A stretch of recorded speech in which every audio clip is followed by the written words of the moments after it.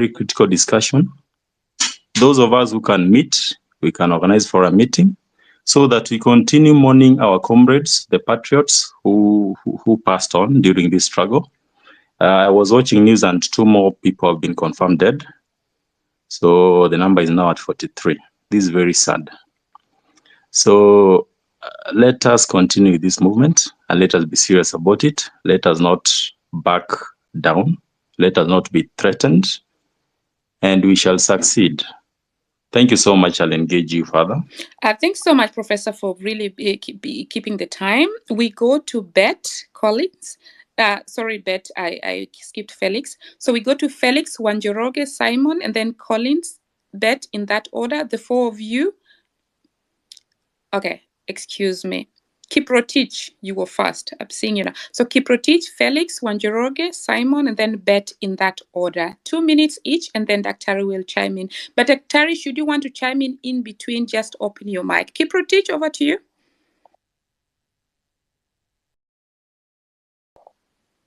Kiprotich, going once, twice. Okay, Felix, next. Thank you. Can you hear me? Yes, loud and clear. Right. All right, thank you. So for me, because we are talking about Sabasaba, let me say I'm one of the millennial come Gen Z. So I can only say it's what I read in books. It's what I know about Sabasaba. But going forward from tomorrow, I want to wish those who have died to rest in peace and those who are in hospitals, quick recovery as my opening remark. So being that I'm seeing many people around, including politicians, I want to say this.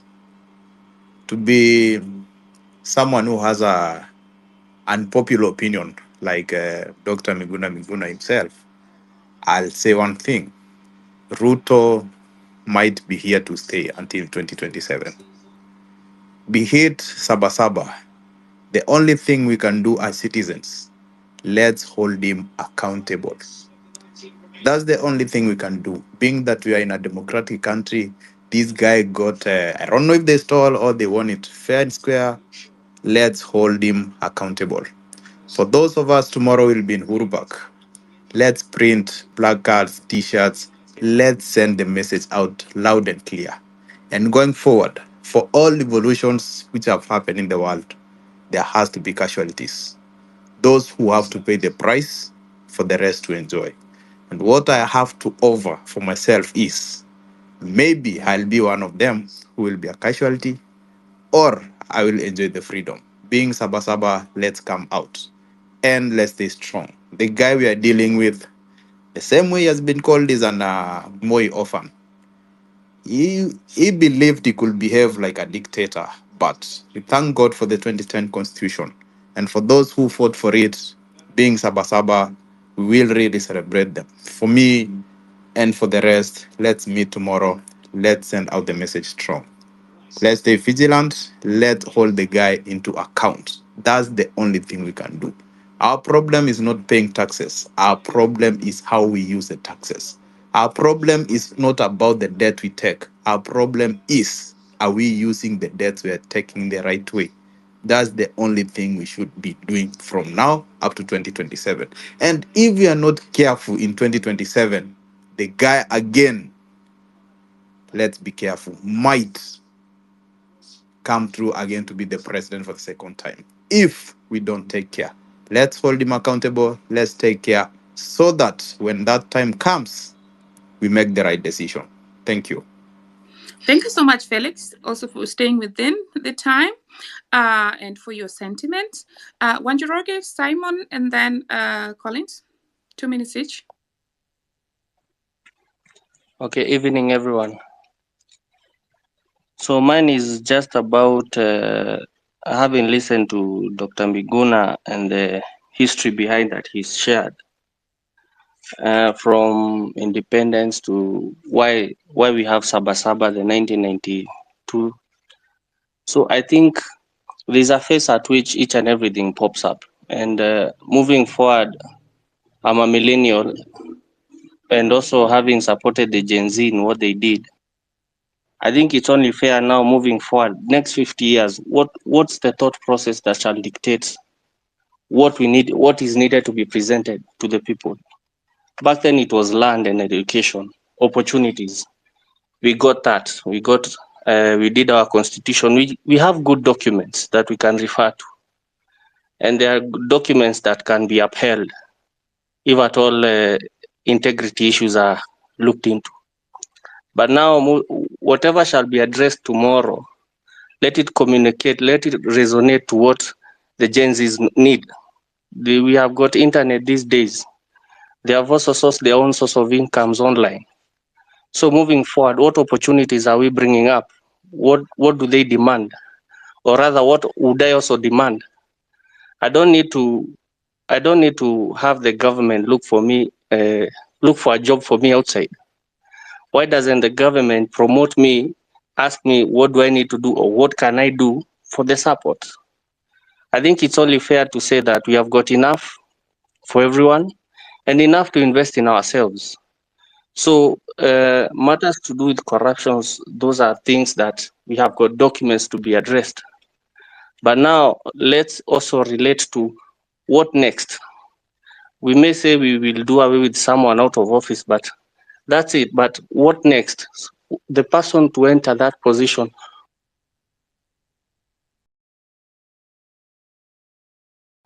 I think we lost one. Njoroge there. Simon and Kolo. Well, Njoroge, can you hear me? If you can hear me, land in 1 minute. Actually, yes, I'm still there. Yes, okay. Yeah, please land. Okay. Yeah. So in conclusion, I don't want to say much, but as much as what transpired with the initial demonstrations communicated a lot, the Gen Zs and the millennials need direction. We already have what was fought for during independence. So what next? What opportunities are we going for? We've got a lot of youth that is so much educated but unemployed. What opportunities are there? But saying that you are sourcing for opportunities out there, yet there are some other barriers out there that, as you say in Germany, one needs to be conversant with their languages and matters to do with racism.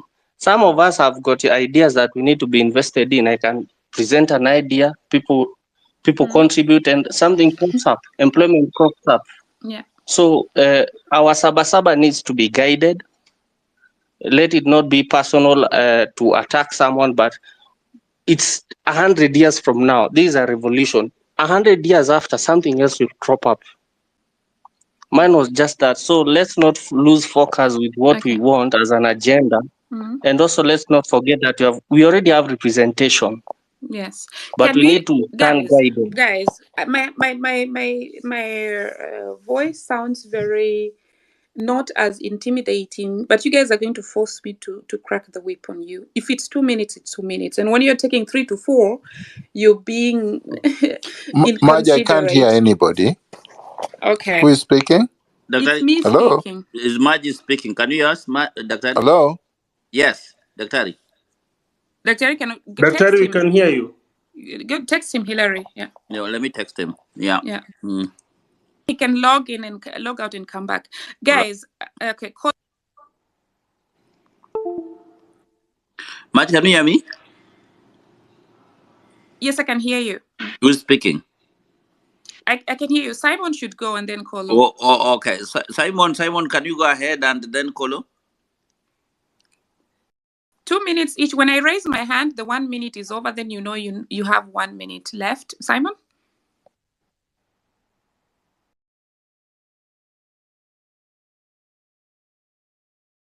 Simon, go. Okay. I can't hear Simon. Kolo, please go. Salutation to all the freedom fighters way back in 1963, and also the founders of Sabasaba, who have been mentioned before, who have been ahead of us. Can you hear me? It means, hello? Can you proceed, Kolo? Yes.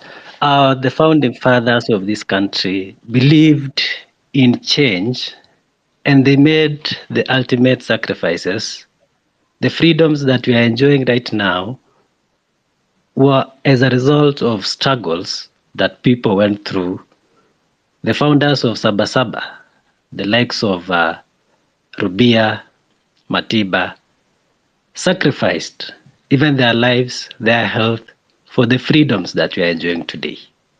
What is left of us at the moment is to ensure that we have a new beginning for our country. It is time for another transition. Looking at the corruption, the way it is so entrenched in every institution of our country, be it recruitment, be it the county government, be it the national government, be it the judiciary, corruption is all over. Opulence, nepotism. These are the vices that we must stand up and fight against in this Sabasaba. Tomorrow, let us turn out in large numbers to remember our fallen heroes and heroines as we strategize for the next move. Right now, it is so clear that we must have a new beginning for this country, where we do a complete overhaul of all the structures that are there, the governance, and the leadership of this country. The time is now or never, because we've lost our country. Looking at all the sectors, it seems nothing is working. Thank you for that. Aman Manyora is here, and people are requesting if he can pick a mic, if he can listen to us, and also Nani, the Manyora has been here for a while. People are requesting. I think Dr. Roslyn Kombepia is also with us. I see some people are requesting if they can join a mic. So, okay, guys, you can request a mic, or we'll send to you. Back to you, Maj. Thank you. Dr. Please test the mic. We see if you're now on. Testing. Can you hear me? Yes, we can hear you. Do you want to chime in, or should we proceed? Yeah. I would like to chime in. Go on. Thank you very much, and thanks all the contributors. I would like us to stay focused. This is not the time to lose focus. As we said last week, and as I continue to say, the Republic of Kenya, the citizens of Kenya have already stated that they have lost confidence in William Ruto and his regime. There is no reason why people say maybe we'll survive up to 2027, maybe he will get himself back in again. This maybe must come to an end. There is nothing else the Kenyans are waiting for except to have William Ruto resign. As I said before, this is something that has been done throughout history, and it is within the four corners of our constitutional architecture. The Constitution of Kenya 2010, Article 1, vests ultimate authority on the people of Kenya. We can recall William Ruto, and we should, by demonstrating to him in large numbers, peacefully, that we no longer want him as a head of state and head of government. People forget the British went to the polls just 2 days ago, the fourth election in 5 years. Every time the British express disaffection or lack of confidence in their government, they hold elections. And it doesn't matter whether the other government was just elected 1 year ago or 6 months ago, they will hold another election. And the prime minister resigned, and we have a new prime minister. You don't have to wait for 5 years to recall anyone. The Constitution of Kenya does not say that. It does not give anybody tenure for 5 years. You have a right to exercise your sovereignty under Article 1 by telling Ruto that you no longer have confidence in him, that you no longer trust him, that you no longer believe that anything he says or does is in your best interest, and you recall him. It's done all the time in South Africa. They recall their presidents within the party. And here we have it within the constitution to do so. Now, regarding the issue of conflict of interest, I believe the law is already there. The penal code has provisions regarding fraud, regarding theft, regarding misappropriation, regarding acts that are not legal, that are used by people in power or in positions of influence or in public office to acquire wealth that they otherwise are not entitled to have. The Constitution, Chapter 6, the integrity provisions already provide for that. There is ethics and anti-corruption legislation that created the EACC that also provides for issues to do with conflict of interest. There are politicians who have already been charged with breaching conflict of interest laws. We don't need new laws. Kenya, we have more than enough laws. All we lack are men and women of integrity that will enforce those laws. That's all we lack. So let's not get confused about laws and whatnot. You saw that when the legislation was taken to the Senate, people like Olekina watered down a legislation that had been taken there, notwithstanding the fact that I'm saying we don't need that legislation. But even the one that they just drafted, they made it completely useless. In other words, don't trust these legislators, don't trust these people holding power, no matter which party they belong to. They are all hyenas that want to eat the sheep, who are the Kenyan citizens, through their taxes.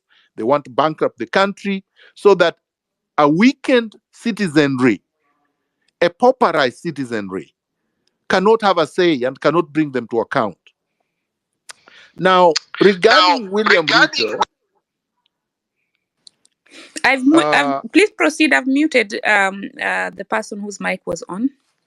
right. There is someone who said that William Ruto has given the country the middle finger. Why don't we work within our budget? I think we've already been through that and established that this is not a person that can be brought, can bring himself within the requirements of the law. Is ungovernable. He does not respect the rule of law. He does not respect the constitution. That's why he appointed people that did not meet Chapter 6 of the Constitution into public office, because he doesn't care. So, as I said, we have a recourse under Article 1 of the Constitution, and that is what we have to do. We have to do it publicly, we have to do it peacefully, we have to do it in large numbers, we have to continue to demand that. We should not be waiting for 2027. If we do, William Ruto is going to reconstitute an IBC that looks exactly like the fake task force that he did yesterday to serve his personal interest. And then the IBC that he has reconstituted will be a rubber stamp to coronate him in 2027. We cannot actually betray the people who have died and allow him to do that. Now, Tabitha said, spoke about employment abroad and whatnot, and stated something that I agree with. The role of a government is to create jobs and environment for creating more jobs and opportunities and investments and business within Kenya, so that all Kenyans can work in Kenya and develop Kenya in Kenya. So this nonsense about exporting workers to wherever is just that, nonsense. A country cannot spend millions of shillings educating each person, training them, only to take them out to go and work. So that's basically not just a brain drain. It's also a sabotage of your economy. Because how are you going to recoup the money that you have used to educate and train these people only to ship them outside to go earn menial jobs and develop other people's economies. Now, the issue of Kingsman said about the Auditor General's report, whether we can tell the IMF and the World Bank that the debt that is outstanding is odious debt and that we are not going to pay. Exactly. This is precisely what we should do. We should not pay debt that was illegally obtained, that did not come to help the people and the country, and that we are repaying so that these people can become billionaires. By the way, it's big business. Senior executives within the IMF and World Bank and managers are in bed with our thieves, and they are just stealing. Nobody should tell you that IMF executives are not conspiring and are not looting Kenya and other countries so that they can come to, quote unquote, our rescue when we are already bankrupt. Most of the debt, and I agree with Jimmy Wanjigi on this, most of the so-called debt were paid off many years ago.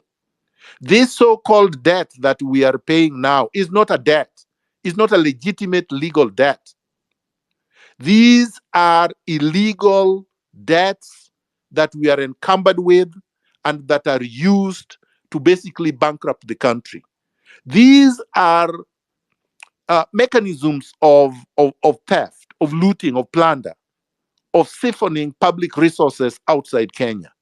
So yes, we should say that Kenyans are no longer going to pay the odious debt, which is illegal debt that is not legitimate, money that was not brought to Kenya for development, and money that should go towards development is being diverted to pay artificial, mythical things that we don't even know how to call. They should not even be called odious debt.